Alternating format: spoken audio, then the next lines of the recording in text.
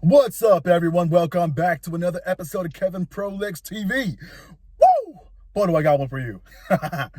I, 23 male, feel uncomfortable that my girlfriend, 25 female, seems to only have fun in large social gatherings when she drinks. Am I unfair to feel this way? No. Oh, man. Here we go. I have been with my girlfriend for 8 months. I love her a lot, and in so many ways, I could see her being my long-term forever partner. I grew up with an abusive alcoholic parent, though, and so I had trauma related to alcohol. I do not drink, but usually I feel comfortable around people who are drinking anyways. My girlfriend only appears to have fun at large social gatherings, though, when she does drink.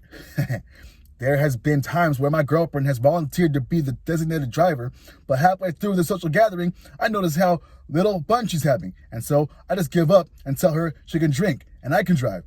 She can't sleep when she drinks though, so she ends up taking NyQuil every time she drinks, no matter how many drinks she has to fall asleep. The NyQuil makes her extremely tired though, so the next day she has no energy and typically spends the entire day in bed. She also becomes grouchy and sometimes guilty. This frustrates me, especially because if she drinks the night prior, we can't do anything the following day together. Damn. She doesn't drink often, but when she does, this is usually how it goes, even though she's more fun at the event. Last weekend, we got into a little tiff at the social gathering. She volunteered to drive, as I drive to most social gatherings, due to the presence of alcohol. I understand. It makes more sense for me to drive, but sometimes I would just appreciate if we used her car and I didn't have to drink coffee or make sure everyone else is getting home and safe. Per usual though, halfway through the event, I noticed she wasn't enjoying herself, so I told her to have a couple drinks. And her entire personality, enjoyment, and energy for the night shifted. Before she started drinking though, I kind of panicked and looked at her in front of our friends and told her to please not have more than a couple of drinks because I want her to be engaged enough where I can still have a conversation with her and enjoy her company. I shouldn't have said this in front of our friends though. I realized that this was a conversation to be had another time. On top of this, she makes some poor decisions as well when she drinks, whether it's 1 or 5 drinks. I think that's anyone. Is it unfair to me to feel uncomfortable and frustrated that my girlfriend seems to only have fun in large social gatherings when she drinks though? Is it unfair to me to wish she could enjoy herself the same sober? And, oh wow. Man, this reminds me of a girlfriend I had one time.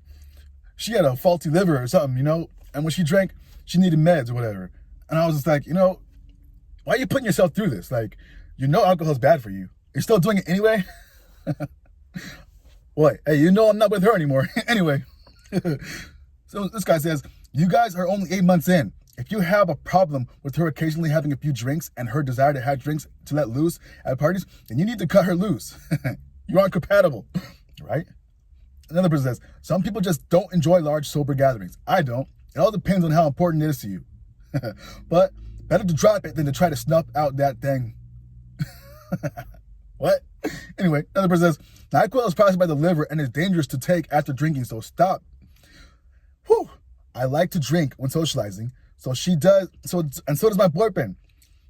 We know that about both ourselves, and we would not ought to try and limit each other from a good time if we want to have it.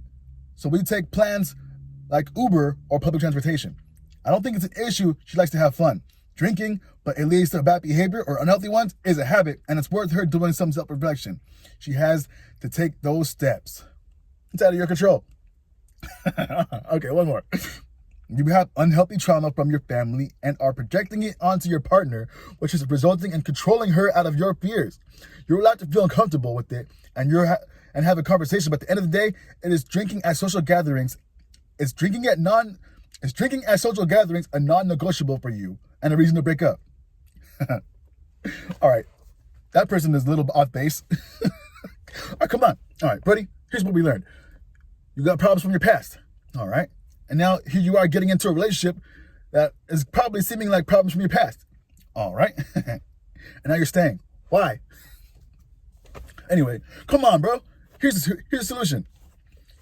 Yeah, you probably shouldn't have talked about that stuff in front of your friends or all your friends. Granted, you could do that at home. But it seems like you already had this conversation before. So, here's what you got to do.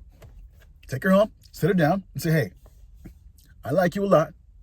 We're getting into that love territory. We're almost at a year mark. I would really like it if we didn't go down this road. You know? Hey, if you want to go down this way, that's cool. I'm going this way. So either you want to get on board or you can hop off. That's just me, though. Anyway, this has been another episode of Kevin Prolix TV. Make sure you like, comment, subscribe, and share. I'll catch you on the next one.